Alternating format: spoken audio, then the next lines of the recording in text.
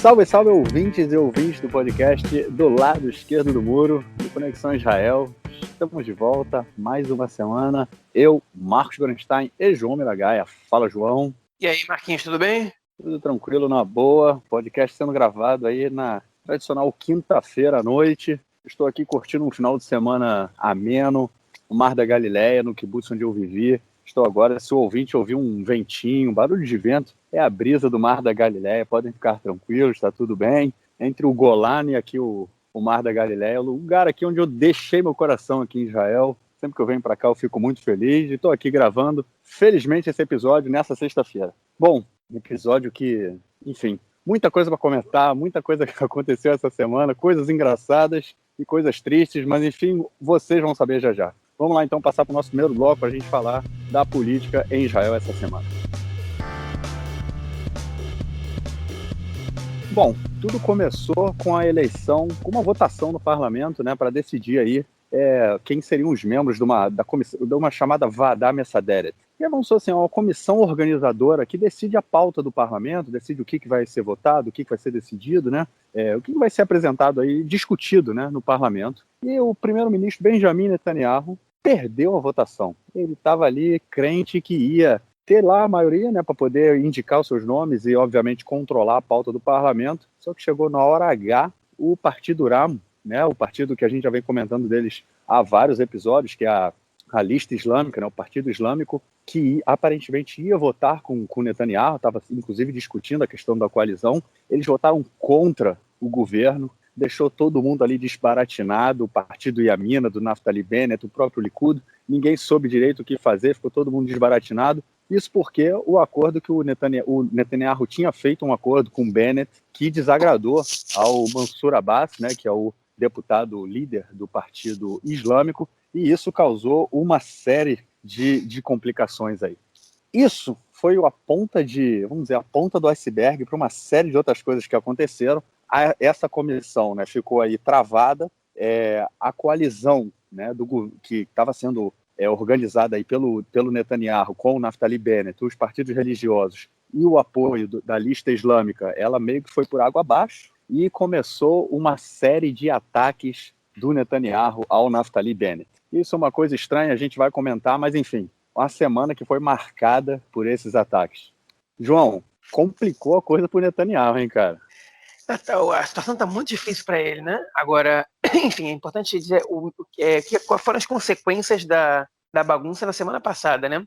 A gente comentou no podcast da semana passada, o ouvinte que quiser pode recorrer aí à edição 81, que a gente comenta bem como é que foi toda a polêmica da Vadá Messaderet, dessa comissão organizadora da Knesset.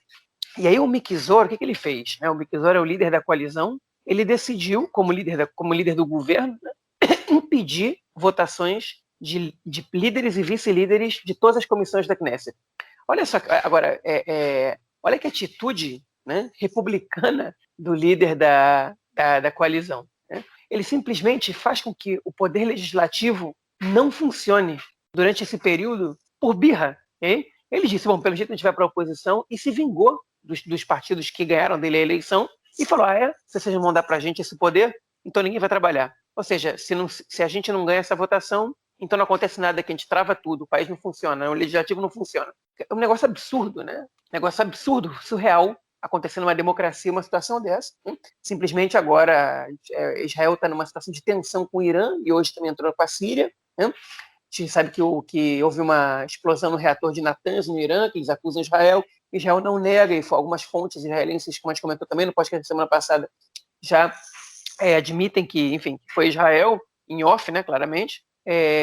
O Irã prometendo retaliações, alguns navios aí afundando no mar Mediterrâneo, aqui, outro ali no Golfo, e outro em águas internacionais. Uma situação de clara tensão. E existe uma comissão de questões exteriores e segurança que tem que debater sobre isso, que tem que questionar o governo, que tem que ver o que está sendo feito, tem que fiscalizar, que não está funcionando, porque o líder do governo decidiu impedir a nomeação de presidente e vice-presidente, e as pessoas que têm que convocar a reunião dessa comissão, elas estão impedidas de atuar, tanto do governo quanto da oposição, né? E a gente fica, porque a Knesset, depois que a Knesset é eleita, as comissões têm que ser reeleitas, né? Tem alguns membros que já foram eleitos, ele impediu simplesmente a votação de líderes, de algumas delas, algumas já têm líderes, e de vice-líderes, e sem a formação completa, a comissão não pode ser convocada, né? Olha que absurda a situação.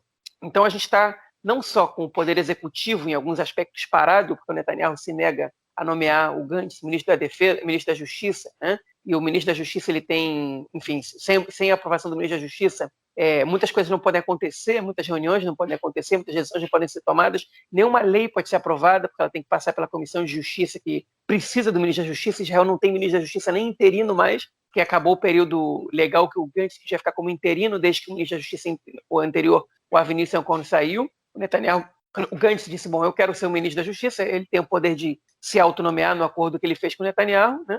E o Netanyahu, ele não assinou a nomeação dele como primeiro-ministro, deixou o país sem ministro da Justiça, e, enfim, agora a gente não tem comissões do Executivo funcionando, e agora também não tem do Legislativo. O Likud decidiu que se eles não ganham, então nada funciona, né?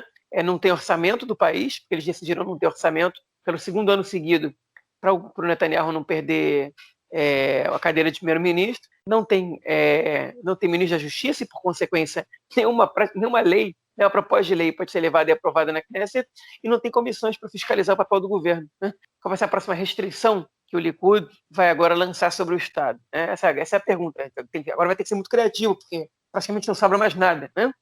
Enfim, situação realmente patética, problemática, perigosa para a democracia, mas como se não bastasse isso, né? O Netanyahu, frente à ameaça constante da oposição, desde a terceira ronda de eleições ali em 2020, de trocar o líder da Knesset, né, o presidente da Knesset, para poder aprovar uma lei que proíbe pessoas que estão sendo julgadas de exercer o mandato de primeiro-ministro, e, portanto, caso tenha novas eleições, ele não pudesse se candidatar. Alguns, inclusive, falam uma lei que seja retroativa nesse aspecto, frente a essa ameaça de golpe, né, porque isso não deixa de ser um golpe constitucional, um golpe legal, mas é um golpe, é você mudar as regras do jogo quando o jogo já está sendo disputado. O Netanyahu, ele se apoiou, obviamente, no Ari Ederi, do partido Shas, né, que propôs na semana passada que agora a gente volte a ter eleições diretas para primeiro-ministro, como se Israel fosse um país presidencialista, né? Israel teve durante 3 eleições. Em 96, a primeira eleição depois da morte do Rabin, em 99, e em 2001, eleições para primeiro-ministro, independente das eleições para a Knesset. O país decidiu, a Knesset decidiu que iam ter 2 eleições por separado, não deu certo, porque, enfim, especialmente o último governo, o governo do Ariel Sharon, eleito em 2001, né, mas ele herdou um Likud muito pequeno, ele teve muita dificuldade de fazer uma coalizão que interessasse a ele, ou seja, ou você tem as regras de parlamentarismo, ou você é um país presidencialista, não pode ficar mudando metade não. E o Ari Ederi disse, para resolver esse problema, já que a questão é em relação ao Netanyahu, vamos então fazer uma eleição direta. O Likud ficou calado no início, mas obviamente que o Likud estava bancando essa proposta, e o Netanyahu já admitiu isso, e já falou que agora deu para o Bennett 24 horas para ele dizer se ele está do lado da eleição direta para primeiro-ministro, ou se o Bennett está contra o governo. Aí o Bennett deu uma declaração pública, dizendo para o Netanyahu o seguinte: Netanyahu, a gente já deu o voto para você formar o governo. Você tem 14 dias. Forma o governo. Se você não formar o governo, não vai restar outra opção, senão que a gente tente formar um governo de união sem você. Você já ameaçou o Netanyahu. Enfim, eles estão trocando farpas a semana inteira. Os partidos ultra-ortodoxos também estão atacando o Bennett. Enfim, o Netanyahu, claramente, não tem como formar o governo. E, enfim, ele está realmente uma situação bastante delicada. E por isso ele está correndo atrás de alternativas que sejam essa eleição direta para primeiro-ministro, independente da eleição da Knesset, né? Que é outra tentativa de golpe. Agora, eu acho difícil ele conseguir ganhar essa votação na Knesset, e mesmo se ele ganha essa votação na Knesset para ter eleições diretas para primeiro-ministro, eu não sei se ele ganharia essas eleições para primeiro-ministro. Durante muitos anos, o Netanyahu foi uma figura que ninguém se aproximava na pergunta na pergunta clássica de quem é mais adequado para exercer o cargo. E hoje o Canal 12 fez uma pesquisa, o Netanyahu segue na frente com 36%, Lapid 23%, Gantz 9%, o Bennett e o Gideon Sa'ar 8%. Mas aí, se tivesse segundo turno, eles fizeram 2 provas, uma com o Lapid e uma com o Bennett. Com o Bennett, o Netanyahu ganharia de lavada. Ele ganharia de 41% a 26%.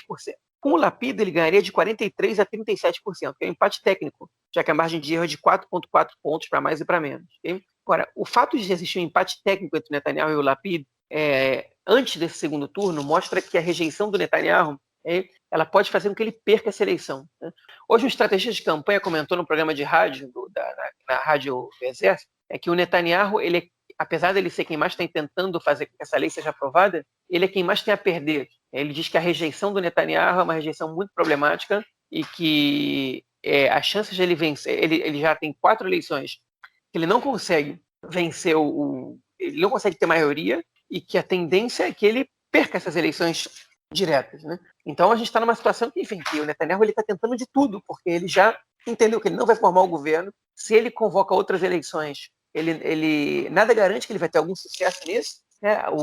A não vitória do Netanyahu, se não foi acachapante por causa do baixo percentual de votação dos eleitores árabes. Se tivesse sido maior o percentual de votação dos eleitores árabes, o Netanyahu teria tido menos enfim, o bloco do Netanyahu teria tido menos cadeiras do que teve. E, enfim, a gente está numa situação muito perigosa. E algumas fontes dizem que internamente no Likud já existe pressão para que ele renuncie à liderança do partido e abra o espaço para uma dessas 2 pessoas, ou para o Israel Katz, que é o atual ministro das Finanças, ou para o Yariv Levin, que é o atual presidente da Knesset. Então, o Yariv Levin se não me engano, é o número 2 do partido, e o Israel Katz número 3. Pode ser que eu esteja trocando as bolas, mas eles são números 2 e 3 do Likud na lista do Likud. Né? E os eleitores do Likud foram perguntados, caso Netanyahu não consiga montar o governo, qual alternativa você prefere? 43% disseram novas eleições, 21% disseram um governo de união com o Bennett, desde que o Bennett seja o primeiro-ministro, com o Bennett sendo o primeiro-ministro, ou seja, uma desistência do Netanyahu para ser primeiro-ministro, pelo menos o primeiro nessa rotação, para 9%, uma desistência do Netanyahu a favor de um outro deputado do Likud, e para 8%, enfim, a desistência do Netanyahu e a convocação de primárias internas do Likud para que eles elejam outro líder. Ou seja, 17% do Likud já acha que o Netanyahu, em caso de fracasso, os eleitores do Netanyahu deveria desistir, e 21% acham que ele deveria dar a chance para o Bennett primeiro. Ou seja, se a gente pegar essas números, 38% acham que o Netanyahu deveria dar espaço para outras pessoas, que seja o Bennett ou outra pessoa do Likud. Né? Que é um número bastante alto, 43% que acham que o ideal é que tenham 5ª eleições. E tem o resto que não respondeu. Né? Enfim, é uma situação bem delicada que o Netanyahu está passando agora. No sábado, o canal 12 vai divulgar já uma pesquisa eleitoral, no caso de que tenha 5ª eleições, como é que a população votaria, porque esse é um cenário que ainda é bastante razoável, mas aparentemente esse fracasso do Netanyahu e essa troca de farpas com o Bennett está dando muitos indicativos, fortes indicativos, de que esse governo de oposição ele vai ser montado finalmente. Hoje o Yair Golan, que é um deputado do Meretz, que já tinha dado declarações que o Bennett é um ultra-radical, e que isso, aquilo, outro. Ele repetiu o que a Merav Michaeli já tinha dito antes, líder do Partido Trabalhista, né, que o Bennett é um mal menor. Se tiver que sentar com o Bennett num governo equilibrado para tirar o Netanyahu, eles vão sentar com o Bennett, né, que, na minha opinião, é um erro grotesco da esquerda. Né, mas, enfim, o Meretz e o Partido Trabalhista já decidiram por isso. A única questão deles é que as negociações que estão acontecendo já, olha só, o Netanyahu está com o mandato, faltam 12 dias para acabar o mandato dele para formar o governo, mas o outro bloco já está com negociações avançadas. Né? E a questão que realmente parece estar impedindo, né, essa formação desse governo é que o Bennett e o Gideon Sa'ar se juntaram, eles juntos têm 13 cadeiras, e eles estão exigindo não só que o Bennett seja o primeiro-ministro, pelo menos nos 2 primeiros anos da rotação, senão que eles tenham uma relação de 2-1, ou seja, os partidos de direita, né, o Nova Esperança e o Yamina, tem uma relação de 2-1 em relação aos ministérios, né, com relação aos partidos de esquerda. Só que eles têm o mesmo número de cadeiras. O Meretz e o Partido Trabalhista juntos têm 13 cadeiras. E o Nova Esperança e o Yamina juntos também têm 13 cadeiras. Né? Falta o Yesh Atid, que tem 17, né? o Yamina, que tem 9, e o Israel Beiteinu, já é a nossa casa, que tem 7. Né? São os outros partidos que comporiam esse governo. Tem que ver como é que ficaria a participação dos partidos árabes. Mas, enfim, eles querem uma relação de 2-1, querem o controle dos principais ministérios, pelo menos dos ministérios-chave. Eles querem praticamente esvaziar a esquerda nesse governo para poder garantir um futuro eleitoral, caso esse governo dure pouco, ou caso ele não tenha, não seja um governo muito popular. Né? E, enfim, vamos ver qual vai ser o tamanho da humilhação que o Meretz e o Partido Trabalhista vão aceitar porque ele já tem que aceitar o Bennett primeiro-ministro, para mim, já é o fim da picada. Agora, aceitar o Bennett primeiro-ministro com o Yamina e o Nova Esperança comandando o Ministério da Justiça, o Ministério da Defesa, o Ministério do Exterior, o Ministério das Finanças, e isso seria o Ministério da Educação também, que é uma das exigências deles, seria, enfim, uma coisa impressionante ver que esse é o preço que eles estão dispostos a pagar só para derrubar o Netanyahu. Essa é a exigência, nisso aí está o impasse, o que eles parece que já chegaram num acordo, principalmente com o Partido Israel nessa casa, com o Lieberman, né, é que, enfim, eles vão... O governo não seria um governo de pluralismo em relação ao judaísmo, a gente comentou na semana passada, na semana retrasada, né, a questão do rabino, que agora é deputado, como é que é o nome dele? Não sei o que, Cariv, do rabino Yoav Cariv, do Partido Trabalhista. Gilad Cariv. Rabino Gilad Cariv, do Partido Trabalhista, que foi apoiar o movimento das mulheres do Kotel, né? É um partido reformista, que é um rabino reformista. A gente comentou sobre essa nova inserção, primeira vez que um rabino reformista é deputado na Knesset, né? Mas parece que esse novo governo não seria um governo mais pluralista. O Partido Yamina tem muitas restrições em relação a essa abertura de Israel. A tendência é que, pelo menos que foi acordado com Israel Nossa Casa, não sei se foi acordado com o Meretz, com o Partido Trabalhista, mas é que a linha do governo seria de flexibilizar um pouco a questão do judaísmo para o lado da ortodoxia moderna e mais liberal, mas ainda assim nos limites da ortodoxia, especificamente de um grupo chamado Zohar, que é um grupo que é reconhecido pelo rabinato, mas não tem hegemonia. E se fala desse governo, se esse governo de união for montado, deles, enfim, de baixar uma lei, deles terem o poder de decidir quem são os rabinos-chefes, né, tanto a sefaradita quanto a ashkenazita, e a ideia é eleger rabinos sionistas, né, da corrente ortodoxa, sionista ortodoxa, e não da corrente ultra-ortodoxa, que são os rabinos que têm vencido as eleições para o rabinato, as votações dentro das comissões, nos últimos, pelo menos, 30 anos, né, até 30 anos atrás, mais ou menos, rabinos sionistas ganhavam eleições, pelo menos para o rabinato ashkenazita. Atualmente, nem para isso eles ganham. Enfim, então, esses são os pontos que eles estão de acordo, né?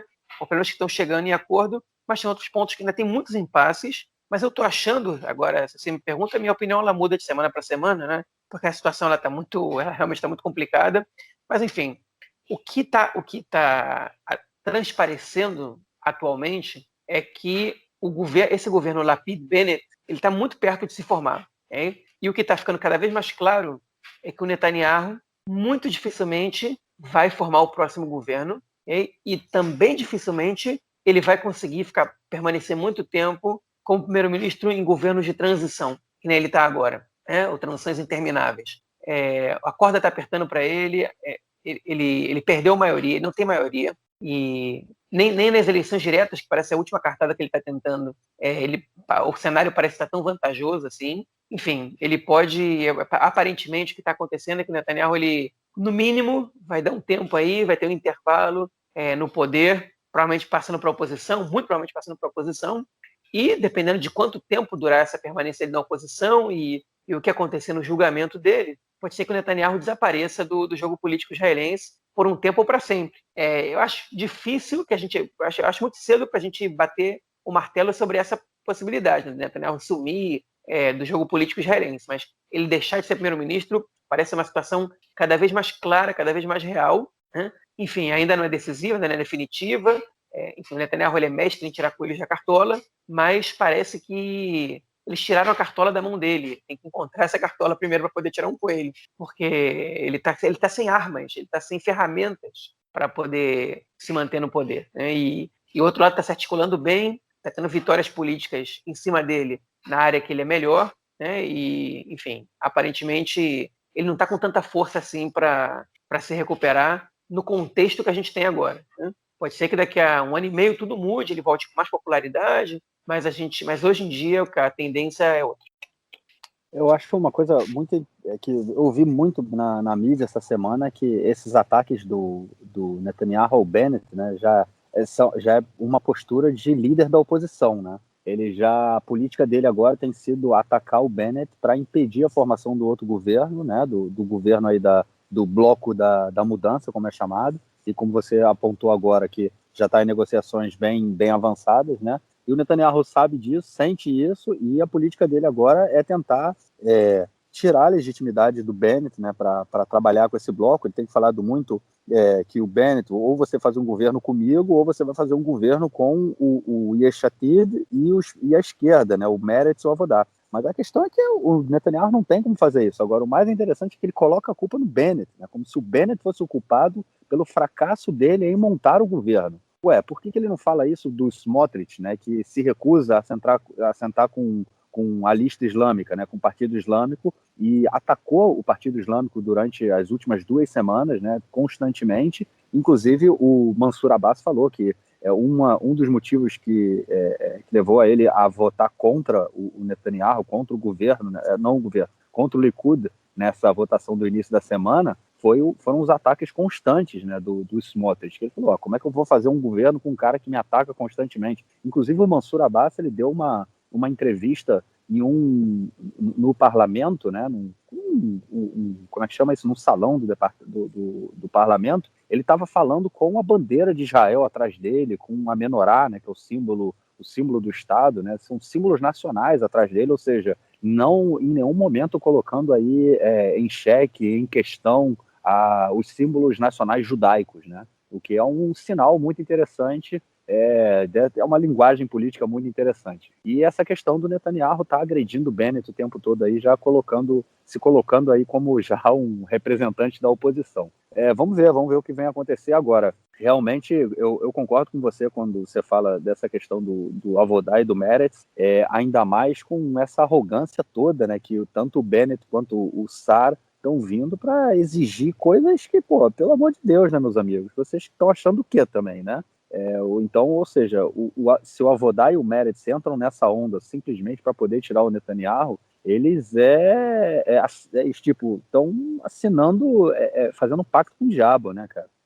Aceitar um governo onde eles vão ser minoria total, tendo o mesmo número de mandatos do que a direita, entendeu? Não estou levando em consideração o chamado centro, né, que seria aí o Lieberman, o Gantz e o Lapid. Sem contar que a lista unificada deve apoiar, mas apoiar de fora também, né? Enfim, eu acho que mesmo que esse governo de oposição aí seja formado, o próximo round de eleição não está muito longe. Não vai ser um governo não acho que seja um governo que seja capaz de se sustentar por muito tempo. Vai ser só um período de reorganização para ver o que acontece com o Netanyahu e com as vozes dissidentes, né, dentro do Likud que já tentam afastar o Netanyahu para ver se ele realmente sai de vez. E se o Netanyahu sair do Likud, ou ele perder a liderança do Likud, né, melhor dizendo, a gente volta a ter um governo de direita. O Sar, ele vai fazer aliança com o Likud sem nenhum problema. O próprio Yesh Atid vai fazer aliança com o Likud sem nenhum problema. O Netanyahu hoje ele é o problema, né, para a formação do governo, não o Likud, não a política do Likud. Isso é o que a gente já vem vendo aí nesses últimos 2 anos, nessa discussão aí sobre anti-Netanyahu, ou se é um governo com o Netanyahu ou contra o Netanyahu, né? Essa é a questão central. Bom, vamos então passar para o nosso próximo bloco para a gente falar do conflito palestino-israelense do lado esquerdo do muro. Bom, é isso aí, gente. Para quem não entendeu essa minha deixa aí pro último bloco, dessa passagem de bloco, é o seguinte, a gente já comentou acho que, se eu não me engano, foi no episódio retrasado, no episódio 80, né, que um deputado da lista unificada, ele tinha apanhado, né, não sei, talvez tenha sido na última semana, agora eu não me recordo, mas enfim, o deputado Ofer Kassif, né, que é do Partido Comunista, o partido faz parte da lista unificada dos partidos árabes, ele apanhou da polícia numa manifestação no bairro de Sheikh Jarrah, onde os manifestantes, né, um deles, eles estavam ali protestando contra a expulsão de famílias palestinas da região. Há uma política, né, que ela já vem sendo implementada. Ela é implementada já constantemente, né, não é uma coisa nova.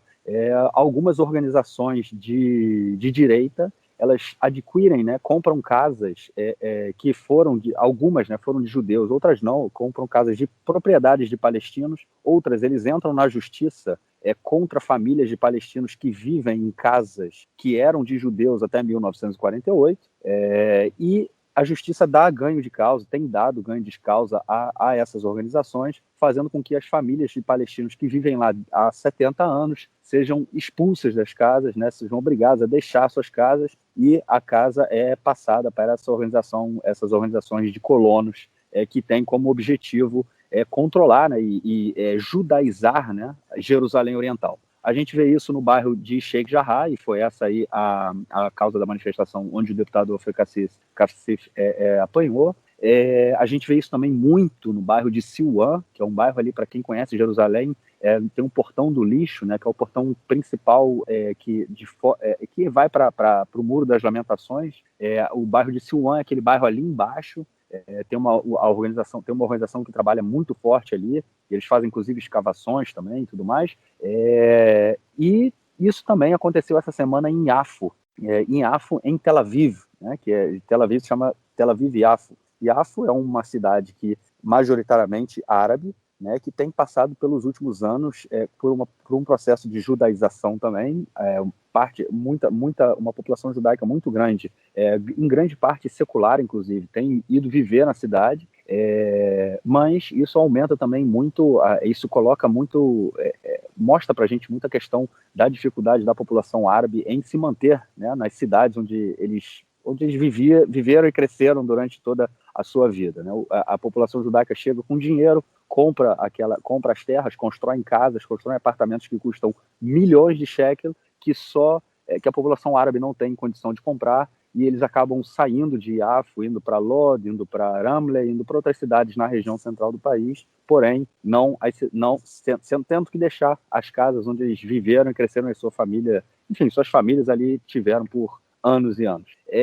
E a gente teve também essa semana um caso de uma agressão onde 2 jovens árabes agrediram um rabino de uma yeshivá na cidade de Yafo, depois que o rabino levou membros de uma organização de direita também com o intuito de comprar propriedades para aumentar a yeshivá. A população árabe se revoltou, não aceita esse tipo não aceita mais, né, eles falaram isso, que eles não aceitam mais esse tipo de movimentação, que a ideia é expulsar os árabes da cidade de Yafo também, e eles não se calam mais, eles não vão mais aceitar isso, e, enfim, a tensão está aumentando também ali na região de Tel Aviv, também na região de Jerusalém e também na região de Lod, onde houve também conflitos entre árabes e judeus. João, o conflito palestino-israelense, mesmo dentro da linha verde, não morre, né, cara? A situação, às vezes, ela parece estar mais calma do que está, mas as tensões, elas voltam sempre, né? Enfim, elas acabam voltando em algum momento, né? Elas voltam quando interessa também, elas voltam quando enfim, alguns outros problemas aquietam um pouco, né? A corona e a crise econômica fizeram com que desaparecessem, pelo menos dos noticiários e o debate público, as discussões sobre o conflito, mas essas discussões, elas não desapareceram de verdade no dia a dia de parte da população, né? Enfim, e das vidas das pessoas, né? A questão da criminalidade nos bairros árabes, nas cidades árabes, nos bairros árabes, ela foi um tema comentado durante as eleições, né, como se fosse um problema exclusivo da sociedade árabe, como se isso não tivesse a ver com a relação que o Estado tem com a sociedade árabe. Mas o que aconteceu essa semana é que as tensões, elas voltaram, curiosamente, né, no momento em que está se discutindo esse governo de direita com os árabes, ou com apoio árabe, né? Enfim, discursos de incitação do Bezalel Smotrich, líder do Partido Sionista Religioso, né, que está sendo um elemento impeditivo para o Netanyahu formar um governo com apoio do Partido Ram, né, do movimento islâmico, né, e também do Itamar Ben-Gvir, que é, enfim, um racista de primeira, que tá nesse mesmo partido, nessa mesma lista, né? Mas, enfim, curiosamente, eu disse de maneira irônica, obviamente, a relação ela é muito clara. E essa relação, você pode parar para observar ela, enfim, de todos os aspectos. Netanyahu, durante as eleições, a campanha dele foi dizendo que agora que ele achava, ou pelo menos que ele estava fazendo com que parte da cidade acreditasse que ele tinha que ele ia ter uma votação expressiva do eleitorado árabe, estava dizendo, eu trouxe a vacina, vou tirar a gente dessa crise, eu quero ser o primeiro-ministro de todo mundo, da esquerda, da direita, dos judeus, dos árabes, do centro, da periferia, dos religiosos, dos laicos, né? Tentou fazer um discurso de união, que é o contrário do que Netanyahu faz em qualquer clima eleitoral. Ele, enfim, sempre tenta separar, dividir, escolher o inimigo dele do outro lado e se posicionar como o dono da segurança, o especialista em segurança, o líder forte, o direitista forte, né?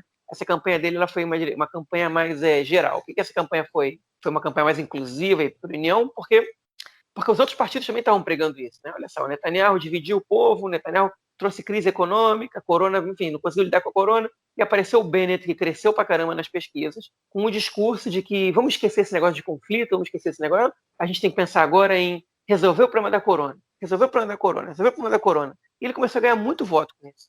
Ele começou a perder voto, o Bennett, obviamente, quando surgiram outros partidos, principalmente o Partido de Nova Esperança, que dividiu um pouco os votos, mas ele começou a perder muito mais votos e cair vertiginosamente quando as vacinas chegaram. Porque aí o discurso da corona não deu certo. E ele mudou o discurso dele, mas não mudou o discurso dele para direita, palestinos, e mudou o discurso dele para economia, né? Que em Israel, por incrível que pareça, não é associada à questão da economia, enfim, de uma intervenção do Estado em prol da distribuição de renda ser uma política de esquerda, e a economia liberal e o livre mercado ser parte de uma economia de direita. Isso em Israel, quando você fala direita e esquerda, as pessoas nem se relacionam à economia, né? Relacionam muito, principalmente ao conflito. Então o Bennett começou a falar de economia, projeto Singapura, né?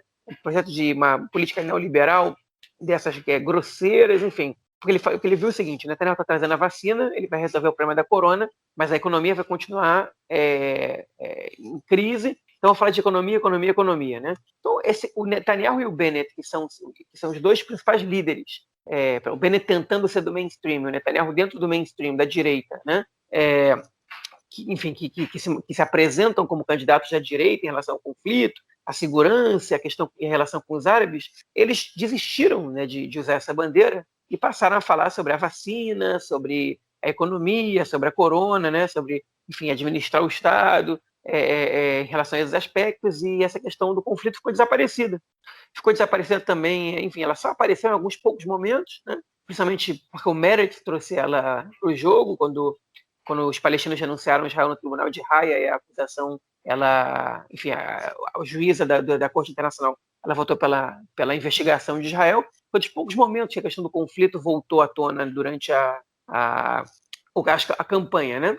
Então isso aí tudo ficou esquecido, e de repente, quando termina as eleições, o Bennett começa a falar: eu só entro num governo se for de direita. Se não for um governo com valores de direita, eu não entro. Mas há 2 semanas ele estava falando que tinha que esquecer tudo isso, que o momento era de união para derrotar o corona e a crise econômica, né? O Netanyahu também estava falando há pouco tempo que queria um governo para todo mundo, para os árabes, para os judeus, para os laicos, para a direita, para a esquerda, que todo mundo tinha que votar nele. De repente, acaba as eleições, ele fala que quer fazer um governo de pura direita pura, né?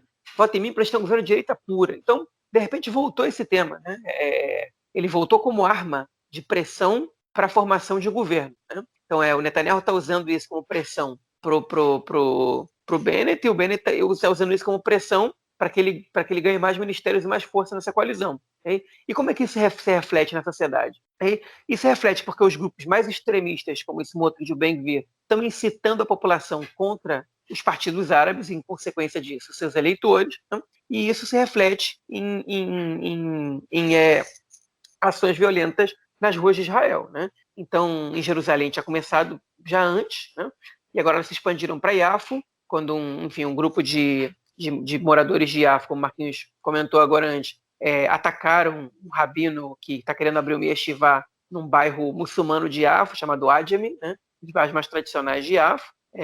Nada justifica a violência, até covarde, porque um rabino é um senhor de idade, né? Dessas pessoas, desses cidadãos contra esse rabino. Mas essa questão ela simboliza a tentativa de colonização de ambientes árabes em Israel por meio de algumas correntes do sionismo religioso, que querem judaicizar e que querem, colonizar realmente. O termo que se usa em hebraico é esse, enfim, pelo menos pelos críticos dessas posições, né, de colonizar regiões que não são judaicas no país, e transformá-las em regiões judaicas. E os árabes de Ajami, eles não aceitaram. Isso gerou depois ali protestos, a polícia veio com violência, e teve protestos também de judeus que também usaram de violência, e ataques com morteiros, e aí isso resulta num caso de violência na cidade de Lod, que é uma cidade que tem uma população um pouco mais mista, né, de 20% ou 30% de árabes e 70%, 80% de judeus, que é pouco comum em Israel, né? A maioria da população árabe ela vive em cidades puramente árabes, e a população judaica também, quase puramente judias. Lod é um exemplo de uma população mais equilibrada. Um árabe agrediu um judeu religioso na rua, assim, sem mais nem menos, uma câmera pegou, e o prefeito de Lod, um sujeito também ortodoxo, disse que vai parar com qualquer atividade para a população árabe da cidade, e, enfim, está querendo proibir as manifestações árabes em Ramadã, que se costuma soltar fogos de artifício, oferecendo inclusive prêmios em dinheiro para quem denunciar quem está soltando fogos, né? E aí 6 vereadores árabes renunciaram frente a essa situação em Lod, tipo, é a repercussão dessa incitação. E, obviamente, o vulcão do país em ebulição nas questões envolvendo o conflito, que é Jerusalém, que já estava em polvorosa um pouquinho antes dessas questões em África, porque Jerusalém enfim, são outros 500, né? A população de Jerusalém árabe não é cidadã israelense em sua grande maioria, como a gente já comentou aqui em outras edições de podcast, né? A gente já tinha falado do problema da manifestação em Sheikh Jarrah, com a agressão policial ao deputado Ofra Kassif, e, enfim, teve violência também, né, em Siloam, que é um bairro que está próximo à Cidade Velha, um bairro muçulmano próximo à Cidade Velha, que já tem conflitos frequentes por causa das escavações arqueológicas da cidade de Davi, que foi responsável por remover parte da população ali. Há uma tentativa também de alguns grupos judaicos de construírem um bairro ali chamado Cidade de Davi, próximo à Cidade Velha, e isso, obviamente, acarreta na remoção de algumas casas de Siloam.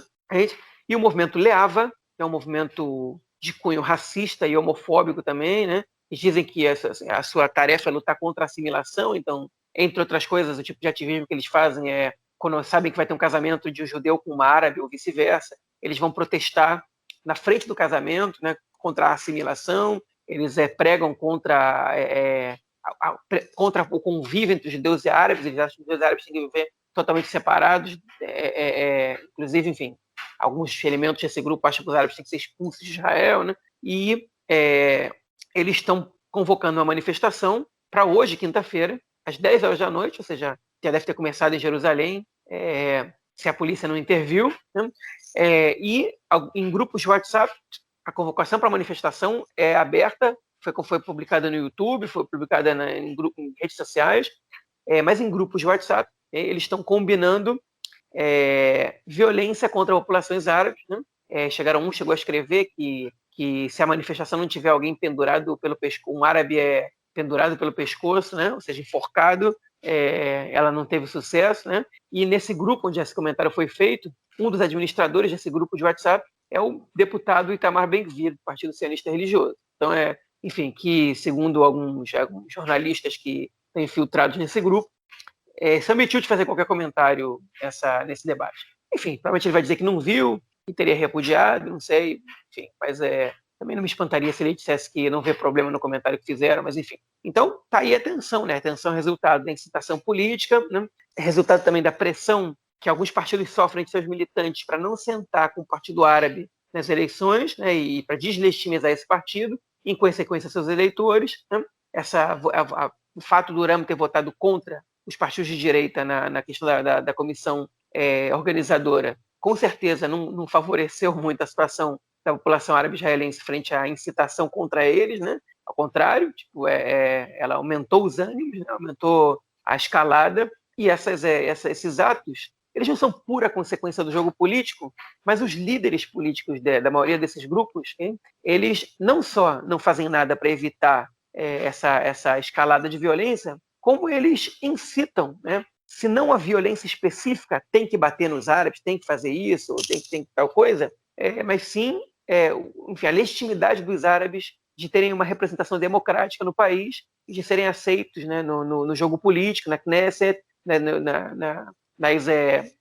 nas organizações que representam o Estado. E isso, quando você tira a legitimidade deles de atuarem como cidadãos eleitores e elegíveis, né, claramente você relega eles a pessoas indesejadas ou a qualquer outra coisa no Estado, e claramente os grupos mais radicais, enfim, que já veem os árabes como traidores no mínimo, como terroristas em potencial, quando não terroristas já constituídos, usam da violência contra eles. E eu não estou dizendo que a violência vem só de grupos radicais judaicos, não. A gente viu em Arfo que a violência veio também de árabes, né?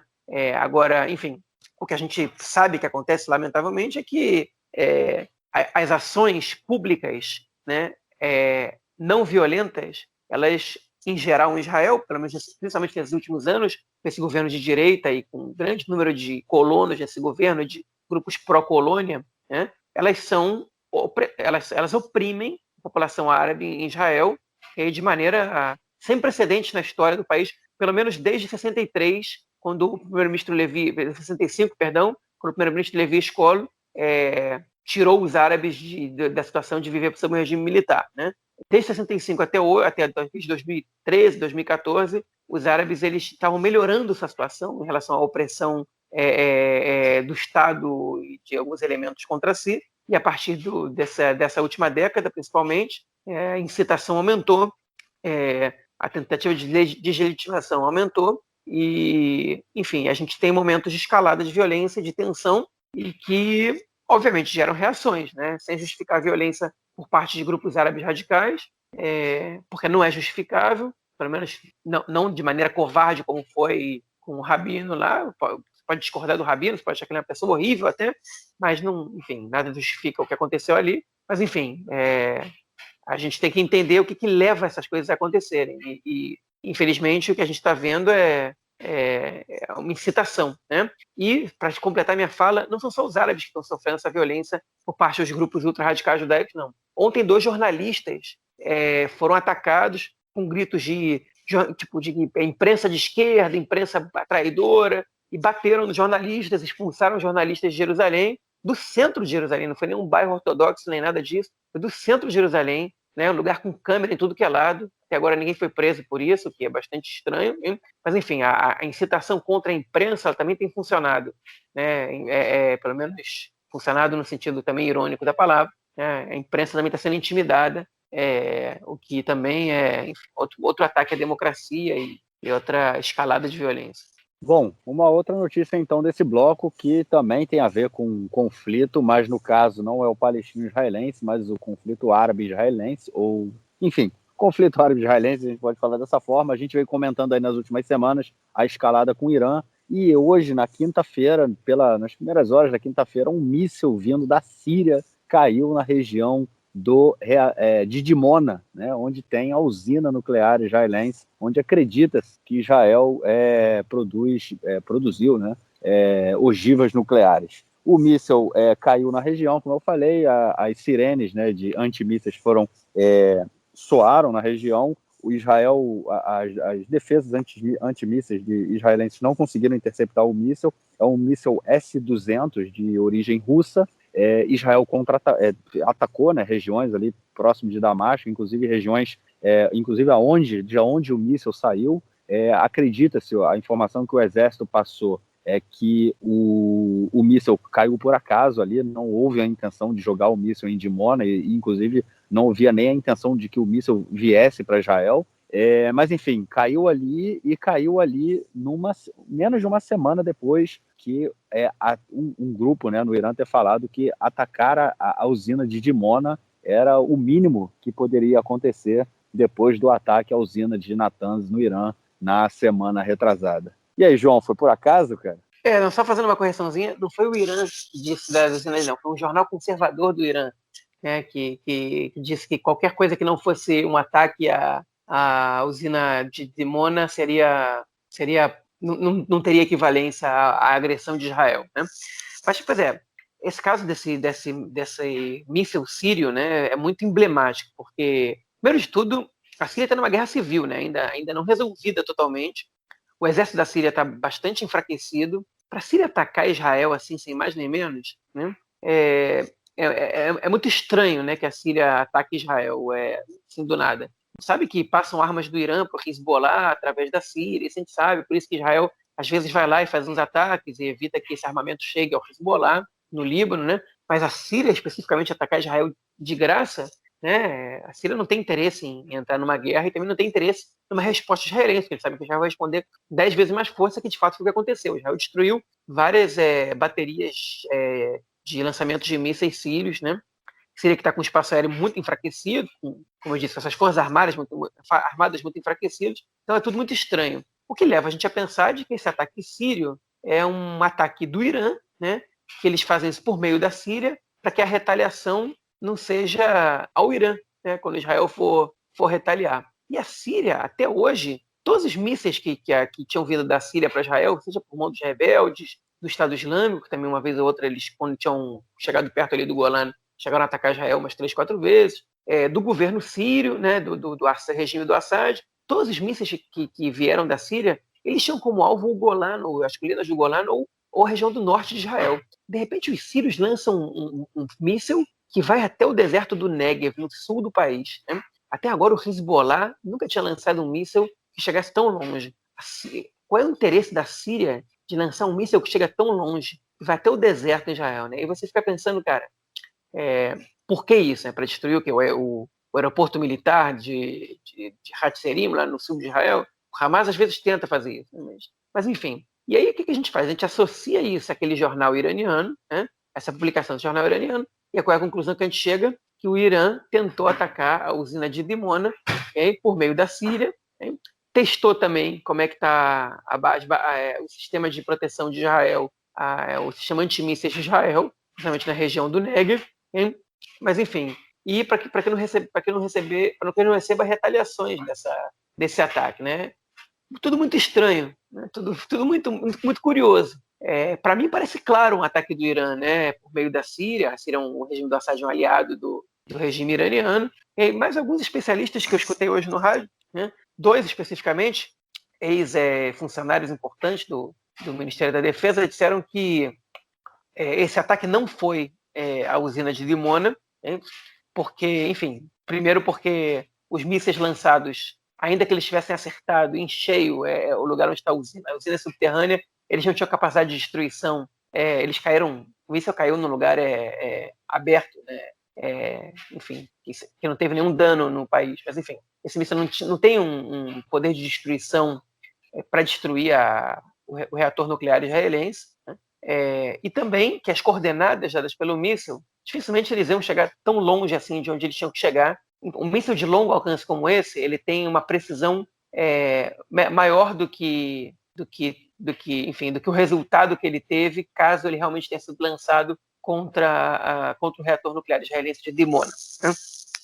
O que então leva a gente a pensar que talvez essa seja uma tentativa só de intimidar e de mostrar e dar um recado, ó, a gente pode fazer isso. Okay? Agora, o que aconteceu de mais surpreendente nesse caso é que o míssil não foi interceptado. Okay? O míssil caiu em território israelense. E isso não cai bem, né? Agora o exército está fazendo abriu investigações para saber o que aconteceu, por que o míssil não foi interceptado, o que aconteceu com a bateria antiaérea israelense, né? Porque, enfim, foi uma falha técnica grosseira. Né? Israel, enfim, é um míssil que demorou minutos para chegar até onde ele chegou. Né? Israel tem ferramentas para interceptar esse míssil. O que aconteceu que não interceptaram. Né? Então abriram agora a investigação. Eu espero, me veio à cabeça isso, eu espero que isso não seja nenhuma tentativa de teste de algum cyberataque iraniano tentando, enfim, contra as baterias antiaéreas israelenses. Eu espero. Só me veio à cabeça. Pode ser muita teoria da conspiração minha parte. Eu não sou especialista nisso, então pode ser que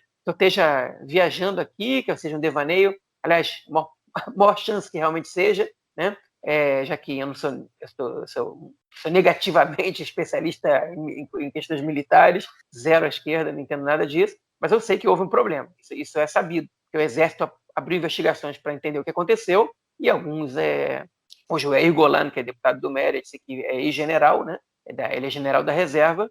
Quando perguntaram para ele começou a desconversar, falou, não sei, o Exército vai investigar. Ele falou, não, beleza, mas você com o teu conhecimento de general, o que você acha que foi? Ele falou, olha, isso soa como um problema técnico grave. Ele falou isso no programa na rádio pública, na Rádio Kan, RSHP. Então, enfim, eu espero que não tenha que esse problema técnico não tenha influência externa.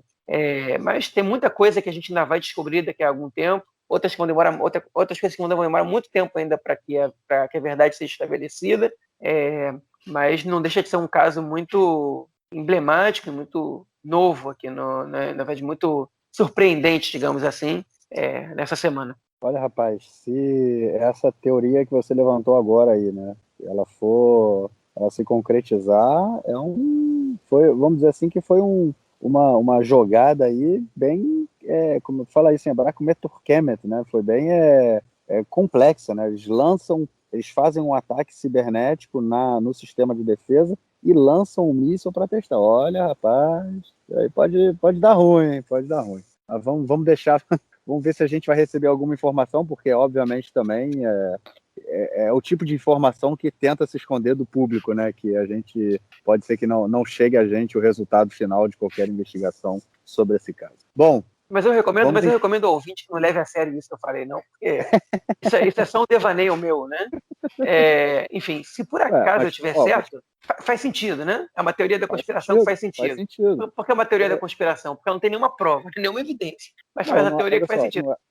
Não é uma conspiração, é uma teoria que ela tem um sentido, principalmente a gente, depois do comentário do Yair Golan falando que houve um problema técnico. Então nada impede que esse problema técnico pode ter sido causado também por um ataque cibernético. Nada impede. É óbvio que é só uma teoria, a gente não tem nenhuma informação sobre isso, mas não acho que seja uma teoria absurda, entendeu? Não é algo absurdo de se pensar, né? Sabendo também que nos últimos anos aí a relação cibernética entre Israel e Irã tem sido muito complexa, né, cara? Mas... enfim, se eu tiver razão nisso aí, aí sim eu vou pleitear meu título de especialista em assuntos militares. Hoje em dia estou perto do zero aí. Mas enfim, tomara que eu esteja errado.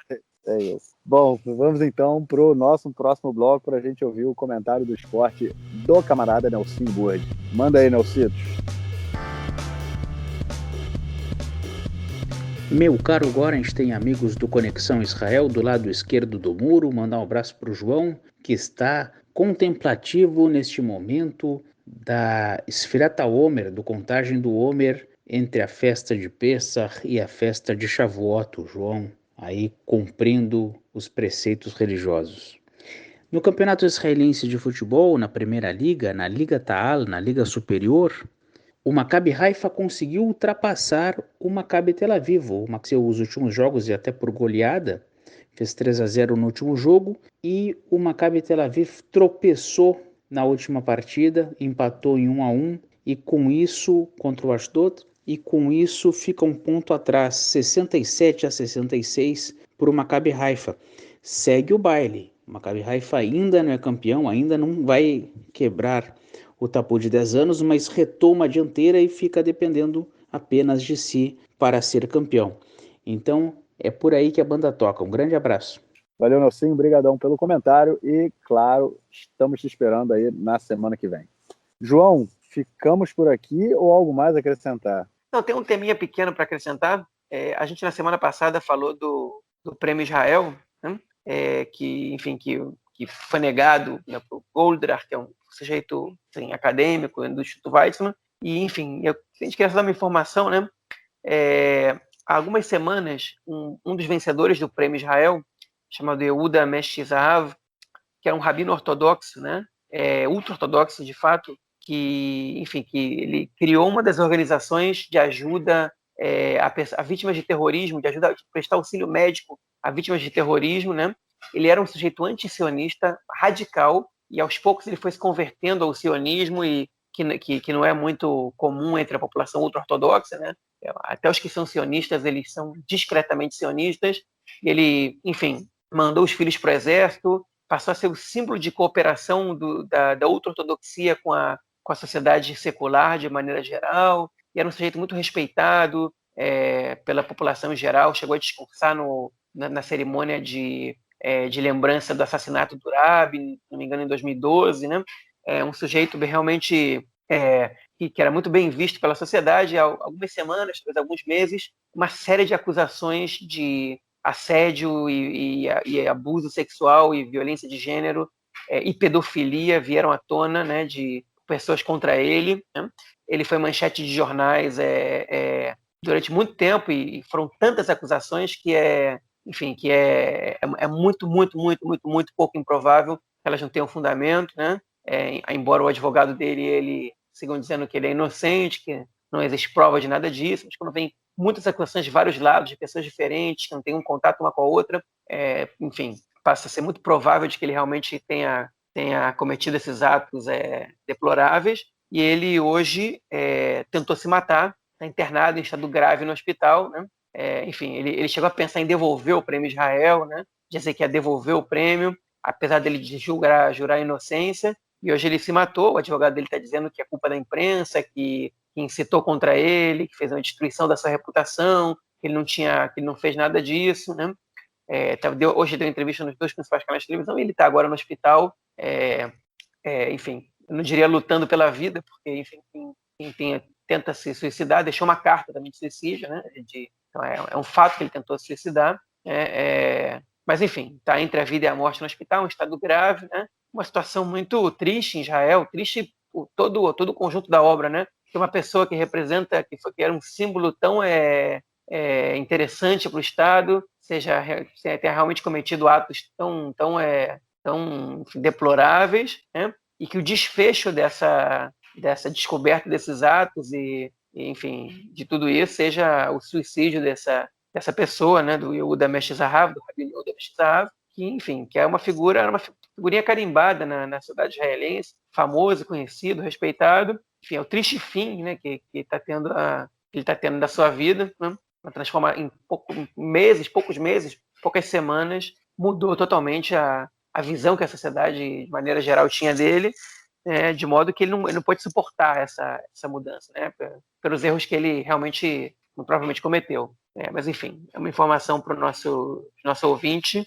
É uma pessoa que alguém no Brasil, provavelmente, as pessoas do Brasil provavelmente não vão ter, a pessoa que provavelmente não vão conhecer, mas uma informação interessante sobre o que acontece na sociedade israelense, que talvez esse espaço seja interessante também para que a gente possa divulgar esse tipo de informação.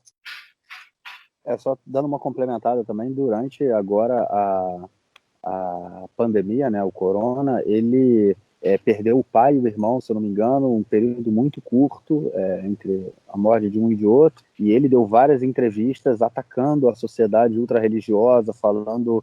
A gente comentou nos episódios, né, do período como esse setor da população israelense se comportou e que, enfim, teve um alto contágio e contagiou muita gente também, e criou um clima muito tenso, né, entre a população judaica secular e a população judaica ortodoxa, e ele se colocou, apesar de ser ortodoxo, né, ele se colocou contra a posição que os rabinos ortodoxos tomavam de não se posicionarem em favor das medidas que estavam sendo adotadas pelo governo, e logo depois dessa postura que ele teve, que esses casos aí de assédio e pedofilia explodiram, né?